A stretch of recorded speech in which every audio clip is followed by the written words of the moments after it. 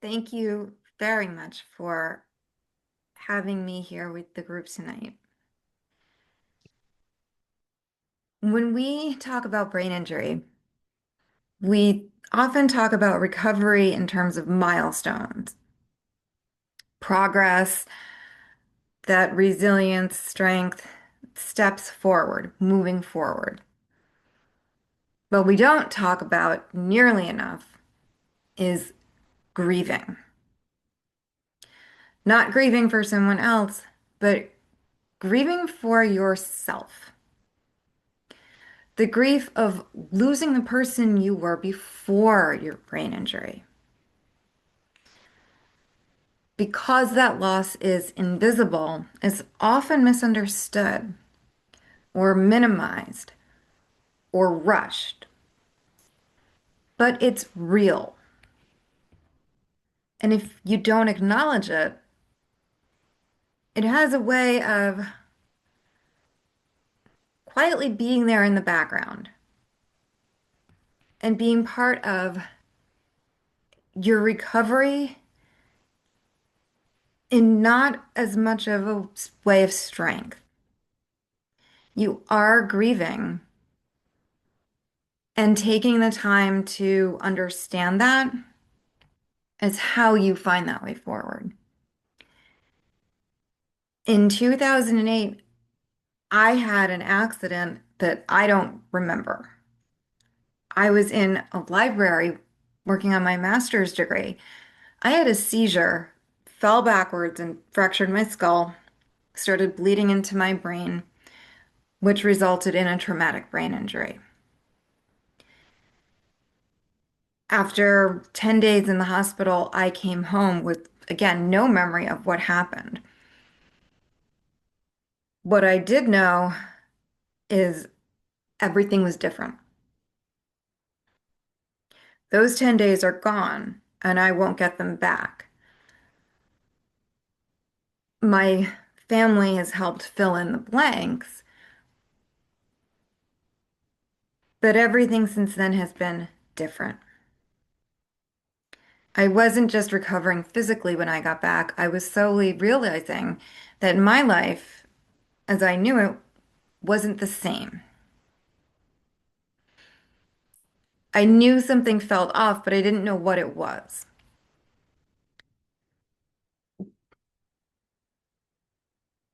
And I asked my doctor, all right, I'm starting to feel a little stronger. When do I feel like myself again? When do I go back to my old life? He said something that stopped me. He said, you don't. That life doesn't exist anymore. You have your new normal now, but the old Megan doesn't exist. You have a life you can thrive in now. And he was not being cold. He wasn't trying to be harsh. He wasn't being unkind. He was being honest. And he was telling me what I needed to hear. He was also telling me that the person you were before the brain injury is not coming back.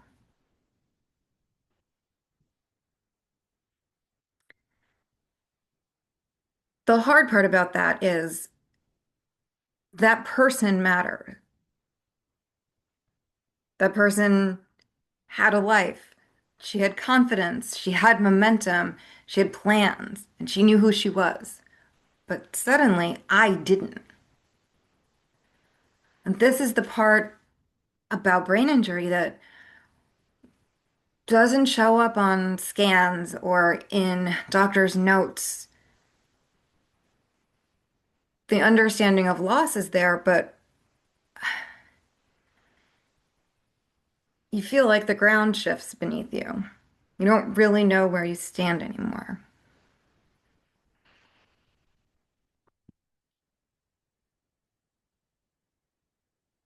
And where you feel it the most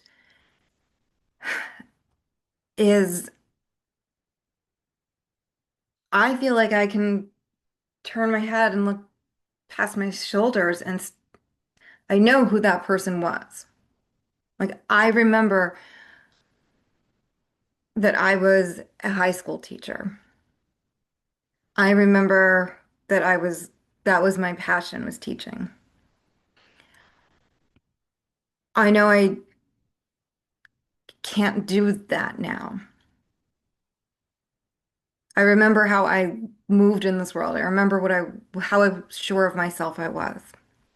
And then this version of me who can't work, who can't drive, who has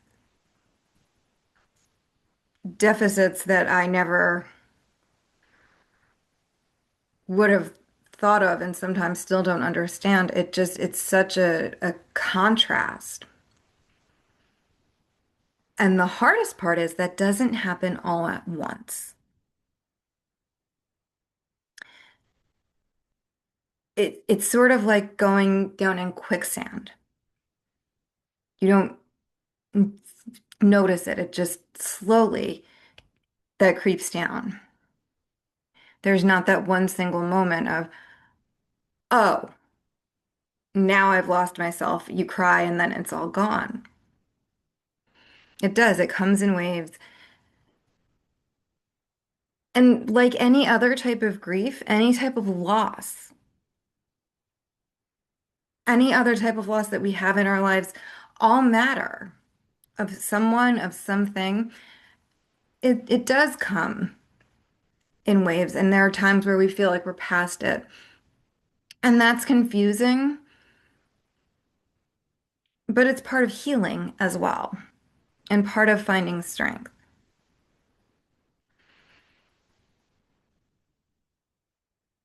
One of the hardest lessons I've had to understand is learning that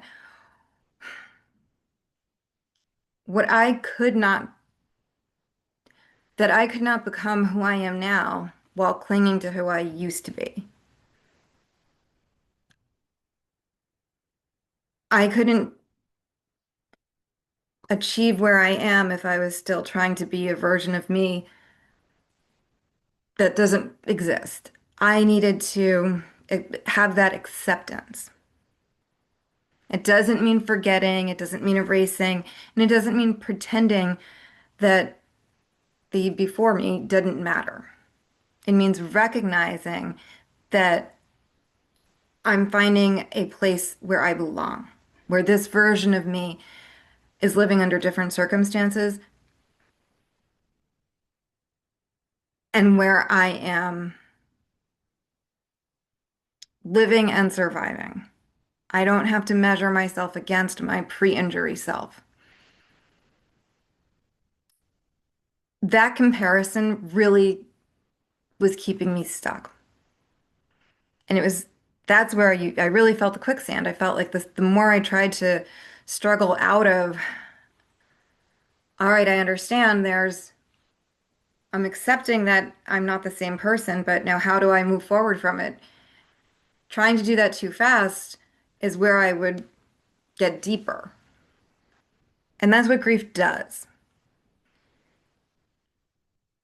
It convinces you that forward motion is betrayal. And, if I move on, am I abandoning who I was before?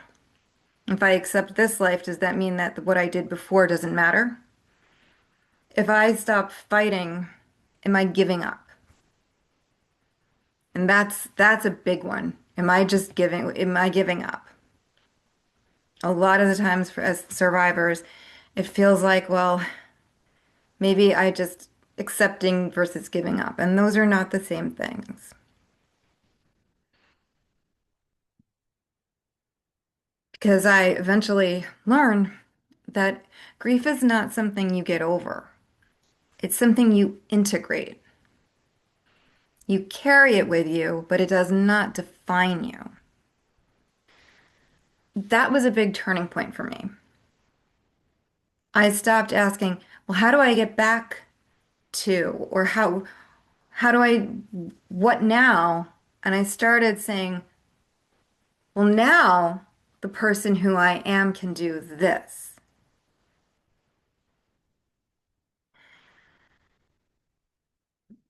There are no instructions, no roadmap for rebuilding your identity after a brain injury. There's no checklist that tells us what to do as we're grieving when we're ready to move forward. Each of us figures it out in pieces. And a lot of it is through trial and error, especially in the beginning. That's when a lot of setbacks tend to happen. You have the days where you feel strong and you feel empowered and you have all that energy. And then you have days where you don't feel as strong. And those are maybe recovery days. And sometimes you feel like you're starting all over again. But you don't do it alone. We don't have to do it alone. That's what pulled me out of the quicksand. It wasn't me being determined or me trying to just be positive. It was the other people. It was my community, my husband, my family, my doctors, other survivors who were going through this also. That made all the difference because grief needs witnesses. Survival doesn't cancel loss. You can be grateful to be alive and still mourn the life you lost. Those two things can exist together. And once I allowed myself to grieve fully, then something unexpected happened. I stopped fighting reality. I finally was able to start shaping it. I didn't stop being a teacher. I stopped teaching the way I used to. I didn't lose my voice. I found it in a different way and found a different way to use it. That shift only became possible when when I accepted that my old life had ended. That acceptance is not surrender, it's acknowledgement.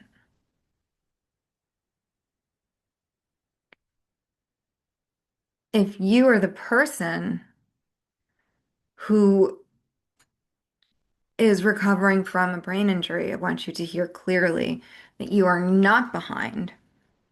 You are not falling or failing. You are not stuck because you're doing it wrong. You are grieving a real loss.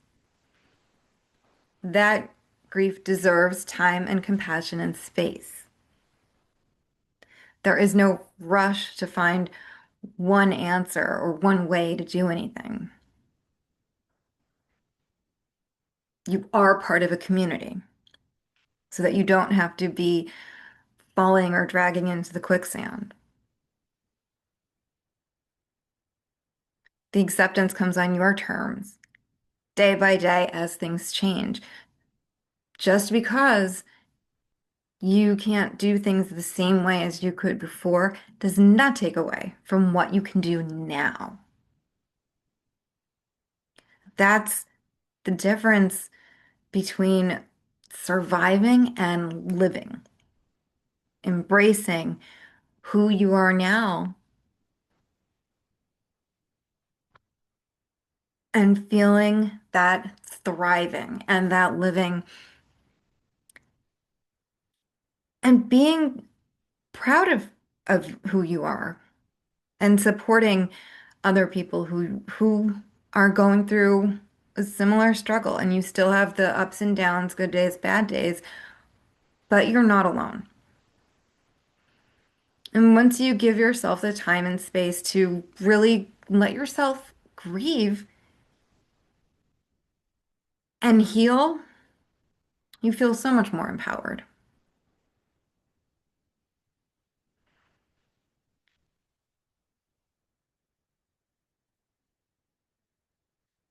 And it also feels lighter.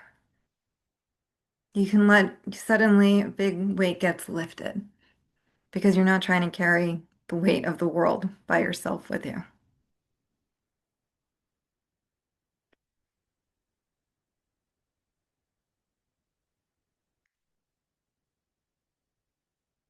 Can I defer back to you guys about if there's questions? I don't know if that was not long enough or. No, it was perfect. Thank you so much, Megan. I love the way that you put all of this into words because I know we've all gone through it. It's hard to express it. And it was perfect. So I Thank think you. everybody can relate and um not everyone heals the same, not everyone accepts the same, and not everyone is going to grieve the same. And just like you said, it's okay. It Mhm. we have to learn not to be so hard on ourselves. Yes, definitely. Yeah. I'll open up to questions. Does anybody have any questions for Megan? Or we can stop recording and just talk within ourselves. I just want to say thank you very much. To hear from your perspective is really important for me. And there were a couple of statements that you made that stand out, and I'm remembering now. And I want to thank you for that. Um, One being, you said that it can feel that forward motion is betrayal. Hmm. And I thought that was very powerful. And then also, survival does not cancel loss.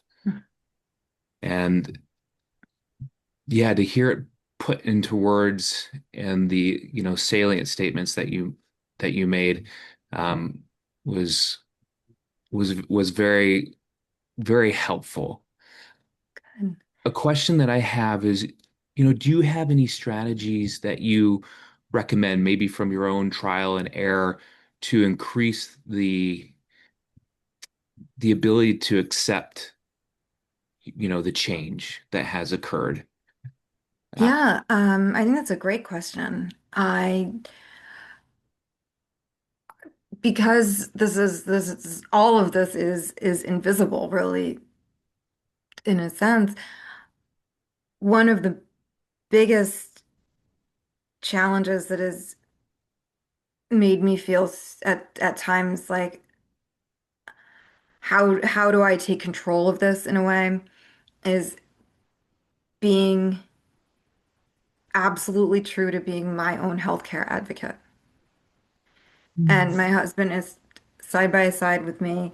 I have an incredible team of doctors, but that took a long time. Um, you, it took a long time to find the right neurologist who would, my first neurologist, again, this is the kind of thing where you don't know anything about it until you have to suddenly know everything about it.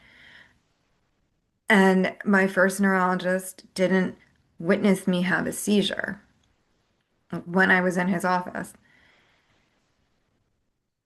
And he ultimately said that he thought I was faking my seizures to get my husband's attention. Oh. Oh, yeah, no, I'm serious. And Bob came to every appointment with me. So he says this in front of Bob. And I said, give me the form that says send me my medical records. And I read the entire thing, and nowhere was the TBI mentioned, the traumatic brain injury. Mm-hmm. So then we had to find another neurologist. I went through four other neurologists where this happened. They didn't all say I was faking the seizures, but they didn't see me have a seizure in front of them, and they said, there is no problem. You don't have epilepsy. This is not a problem. But I knew there was a problem, and I was not giving up. So I kept fighting, and I found a TBI specialist neurologist. And he he's the one who never doubted anything. He's the one who saved my life, gave me my life back. And through so many parts of this that, the brain injury affects our bodies in so many ways, it's you kind of that's the one way you can feel like you have control of some part of this is when you know that you're managing your healthcare, that you're on top of it, that you're making sure your voice is heard, that you're not sitting passively by when you are in control. I know for me that's been really top of mind, and with my doctors who are amazing, they welcome that. They want me to be telling them, here's what's going on, here's what am I keeping track of, you know, trends and things like that. So being actively part of my healthcare is really one of the grounding things for this process. Does that help answer? Yes, absolutely. Okay. Uh, yeah, thank you for that. It Sure. sounds like being an advocate for yourself and having the right people in your corner, other people Hmm. being an advocate for you really kind of increases the ability to accept. Yeah. Yeah. And to be able to say, this is real. Yes. I know you can't see my brain injury. I know that. I know I'm not having a seizure this minute, but they happen. It's, this is real, even though that's a huge part of the fight. And, it gives you a voice, part of Great finding your new question. Yeah. voice. Thank you. Thank you. That's a great question. Is there anybody else that would like to answer that question? Yeah. I'd love to hear other people, what they have done or what has helped them.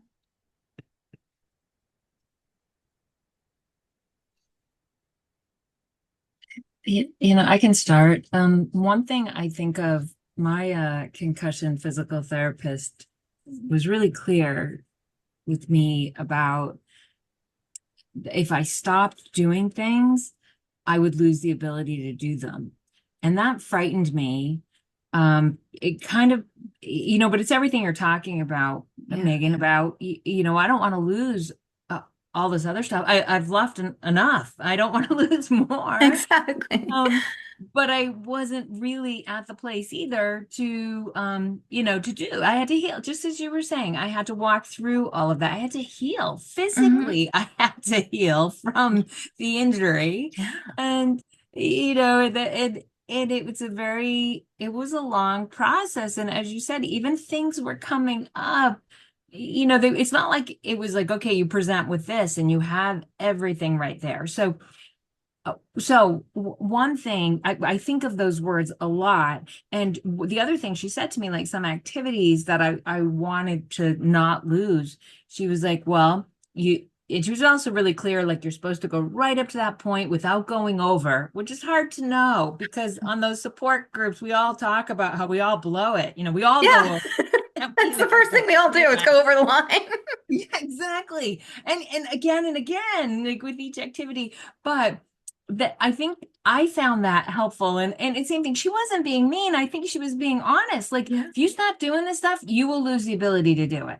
And Mhm. and I'm not just talking about, like, I don't know, things I like to do. She was talking about driving. She was talking about Mhm. driving at night.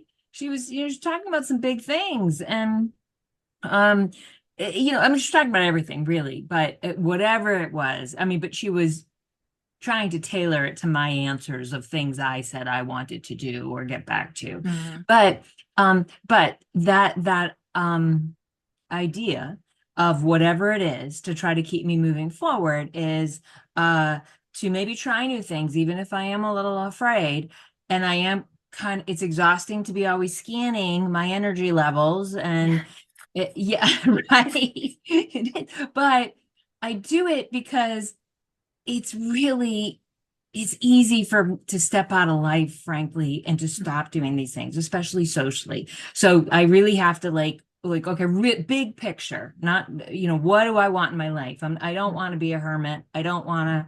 just, stop doing things. So anyway, I'm not saying I do it right or well or am always successful, but those words were motivating to me to keep looking forward. Mhm. Yeah, Megan, I don't know if you have That's anything to say great. about No, that. that's great. I think I get that. I think that's great. I'm so glad you shared that. And for me, especially like what you were just saying, especially at the end, I need to make sure for long term that like I have weekly things that I make sure I go to in person and I make myself go to so that I am out like with people and I because it is so everything's so draining that I can't lose the social aspect because that's something I do have control over. So I don't want to let myself lose that, you know. I really relate to that too, Megan. I also am a teacher, and for me, the social part of it and trying to hang on to that old identity, Yeah. I really insisted that I try to go back to work. And my concussion was not, I guess, it was different. I guess I shouldn't say not as severe. So I was able to go back for a couple of days, but the triggers are still there. And I also connected with what you were saying with trying to convince people. Like, Yeah. I do get these migraines, these fluorescent lights do trigger. Um, I can't always formulate my thoughts in a coherent way. So I do often have to write it out or Mhm. practice it before or think about it so it sounds logical to the people listening. I did become a hermit. I did not go out initially when I couldn't.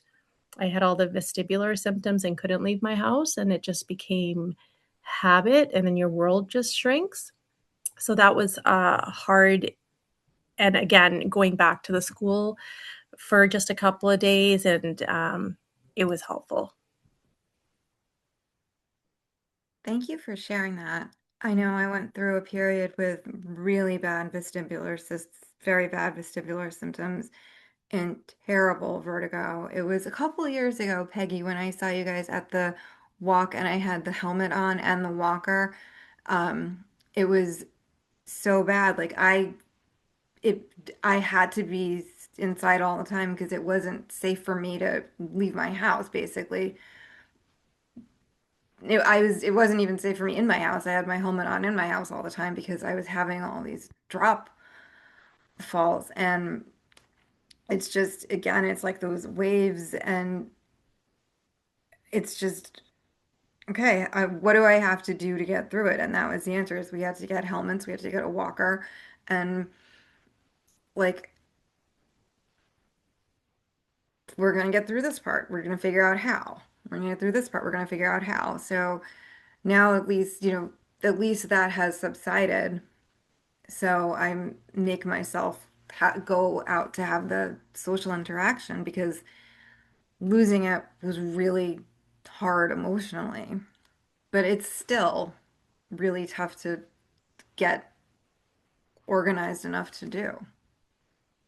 And sounds like a lot of us Yeah, it's get it's that. it's never easy. But we learn not to give up and move forward.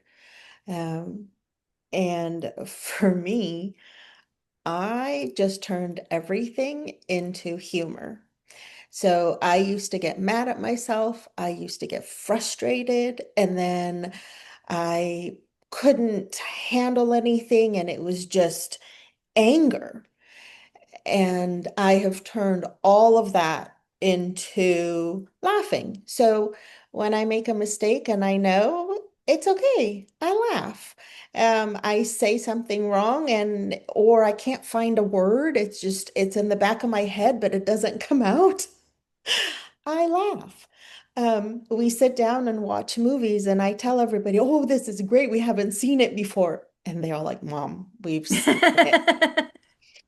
And I don't remember, but that's the fun part of it. Like I get to see a new movie every time I watch it. So it just little things in life. If we can learn to laugh Yes. alongside everybody else, laugh at ourselves and not be hard on ourselves, it definitely helps. Oh my goodness, absolutely.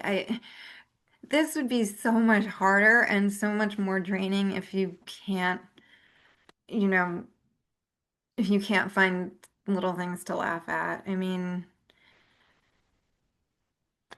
it's who fakes their seizures to get their husband's attention? How do you not laugh at that? I mean, no, you have to find the little things to laugh at because otherwise it gets too dark and it's better to laugh. It's so much easier to laugh. Yeah, we don't want it to get there. We will not allow it to get there. Yes. It's just human nature. We do sometimes get down into the dark, but we have to find the light and move Hmm. back up and move on. And so that's really important. And it's great to be able to talk about all this. I'm so thankful for every single one of you that is here today and that are expressing yourselves and sharing. It will definitely help a lot of people out there that are not in the same positions as we all are, and they're struggling. So maybe something that we've said will help them get out of that. Hmm. I had a question, Megan. Hmm. You made a comment and I didn't get to write it down, and my memory is terrible. But you said something to the effect of grieving needs to be, I don't know if it was witnessed or I'm not sure what Oh yeah, that was. grieving, it needs to be witnessed. Okay. At least, you know, um, because it's real. And when you're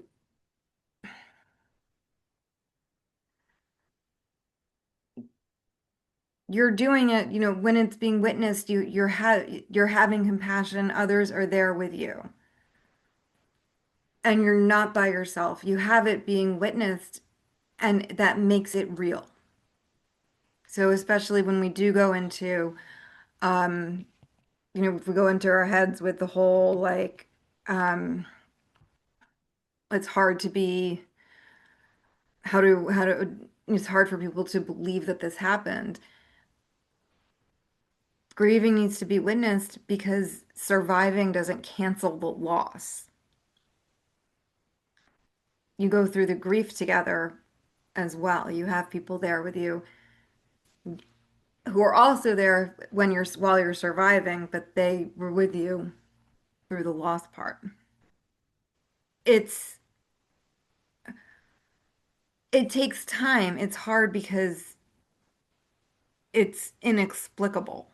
What we're living with is, it's nobody, the only person who can really understand having a brain injury is someone who has one, but you never wish this on anybody. But it's, it is a hard thing. I know I am constantly reaffirming myself, like this is real, because I've had the same questions, as you, as well. I know I seem fine when people say to me, "Oh, if I didn't know if you had this, I wouldn't think there was anything wrong with you." And I'm like, "But that's not that doesn't feel like the right thing to say, you know?" Um, because this is just you can't see the inside of our brains. You can't see where the damage is, but it's real, and we do get to own that. And just think personally, for me, have gotten to the point of showing up for myself to say, well, I get it. Like, I understand that you are as well someone who's telling me I'm getting older, thank you. But really, this is what but this is what one of my deficits from my accident is. And this is very real as from my brain injury. And then I will walk people through that because I think we're allowed to show up for ourselves as who we are as survivors. And if that means we have to explain it, then we get to. That's just my opinion. That's a great question. It's off the subject, but it's one Yeah. that needs to be talked about. Yeah. I think we all need help explaining to others, and it's always different with either family members or friends or coworkers. It's all different. So the more tools we have in our belt, the Mm-hmm. easier it is to talk and explain. So it'd be great if I can have everybody chime in and let us know, how do you explain? How do you tell people? The term that I use for people when I try to tell them and explain to them, I tell them if I was a knife, I just feel dull. Like I'm not as sharp as I was. I can't necessarily perform all the tasks that I did. I could still cut a steak, but I might shred it in the process. The way that one doctor explained it to me, which was very helpful, was he said, if you think of the brain as a circuit board for the body, a non-injured brain has all of the wires plugged into the right spots. An injured brain has the cords plugged out and plugged into the wrong spots, some of them dangling around, and it can be a lifelong journey, and some of them won't get plugged back in the right spaces. I've never really interacted with a circuit board, so I get the visual. I don't even know if they have cords anymore, but that made sense to me. I don't know if they use wires anymore, but that that worked for me. Yeah, it sure does. And I don't even remember where I was giving a speech or where I was talking, but the way I explained it was if you have a filing cabinet, you remember the old filing cabinets before we had Yep. all the computers.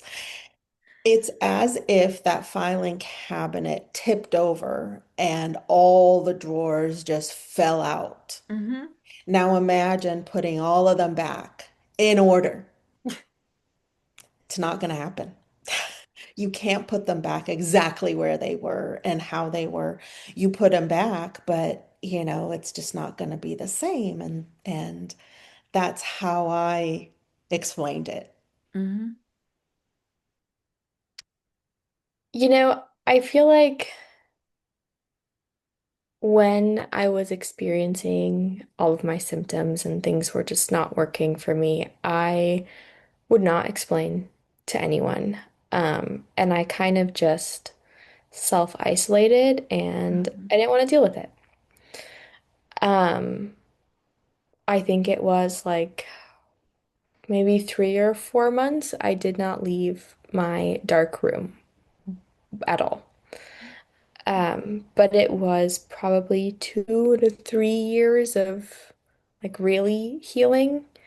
And it was less trying to explain how I am feeling or what's going on, and more like, I need you to do this for me, or this is what I need to happen for me to be able to be present or do my work or anything.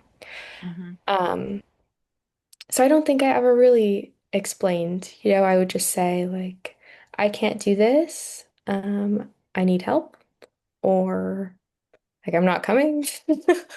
No explanation. Yeah. Um, but I did want to add to your earlier point talking about, the doctor saying you were making it up or faking. I know that happened to me too a lot. Um, with both like providers, teachers, work, anything. Um, but with the doctor specifically, I remember they said like I was just faking it to try to get accommodations for school or just faking it for attention. It took a while to find someone that works, but I think what you said about being an advocate for yourself is probably the most important thing, I think. And I still struggle with it, but better. Thank you for sharing that. It's I hear it all the time.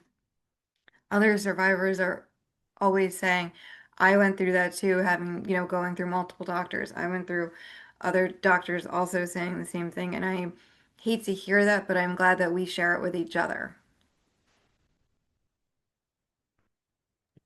Yeah, and if you can't be an advocate for yourself, see if someone close to you, a loved one, can be an advocate for you. Ariana was very young, so I had to be her voice. And now she has taken over. And like she said, she tries, but sometimes she needs a little push, a little nudge. Like, you can do it. Come on. Stand up for yourself and be your own advocate. So I do hope that if people don't have that family support or friend support, these workshops and the meetings that we have are helpful in some way or form. Does anybody have any other questions? I know we covered quite a few subjects and I'm loving it. We're not sticking just to one. That's great. If there are any other questions, we'd love to hear. I just love hearing everybody's stories because it's so validating for Yes. me. Because I thought, oh my gosh, is it maybe not like that? Maybe I am like getting older. Maybe it is just stress. And I know how I was before, and I know how I am now. And I know that how bad my bad days are. Hmm. So, anyways, just thank you for everyone for sharing. It really, I feel very supported just listening. So happy to hear Definitely. that. Yeah, really. Thank you guys for sharing because it really, really incredibly much supported me. Because like a lot of the questions are big things that are always things that I'm carrying, and it's really good to know there's other people having those same questions. So I don't even know, have people on this group here found that they've even continued to make additional progress 5 years into it? And or is this at the point where you're stuck with what you're stuck with at 5 years and you just make do with it kind of thing? I can comment not from a medical standpoint. Very much please hear that this is not medical advice or from a medical person, but I'm 18 years out from my first accident. Um, and I'm still with a neurologist. I've been seeing a neurologist, and my primary care all the way along, and I'm on medication for the seizures. Um, and I also see a therapist, um, because I also have had other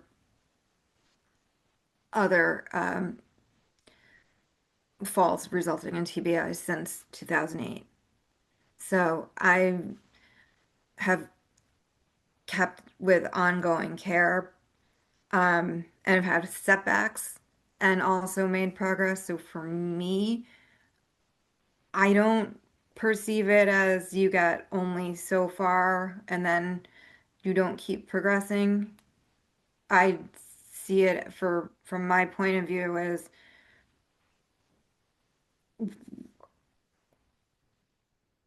that we're surviving and we keep surviving and we keep going. But again, that is not from a medical point of view. I don't know if that's helpful at all. Thank you. Yeah, it's really different. It's hard to say. I know I've mentioned it before, but every brain injury, I'd like to visualize it as a snowflake. They are named the same, but every single one is very different. So it really it it's not black and white. It's all gray. So you can't really say for one thing might work for someone and it might not work for somebody else. But what we have seen is that the brain can heal itself if it has the right tools. It doesn't mean that it will completely heal, but it can improve and it can get better. And that's what I always say, just don't give up.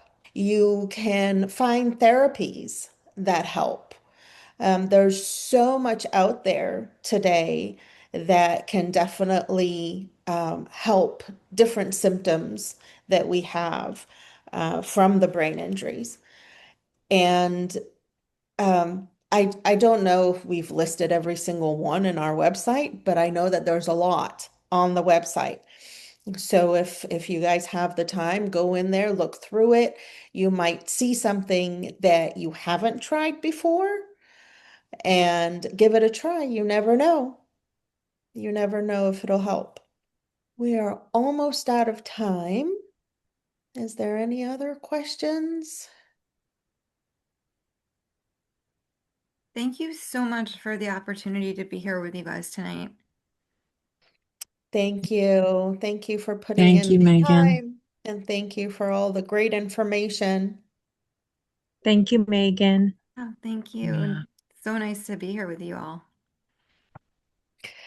Hopefully we will see everyone soon.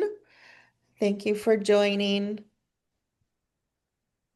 And thank you, Erin, for putting all this together for us. Yeah, thank you, Erin. We appreciate you. Aaron. No problem. A pleasure. Thank you, Megan. It was wonderful talking with you leading up to this. I really Yes, enjoyed your thank talk tonight. you. It was good to see you, Peggy. Nice to see you. Hopefully we'll see you soon again, maybe in the next workshop. Yeah, definitely. Thank you guys. Have a great rest of your night. You too. Bye-bye. Yeah. Bye. Bye.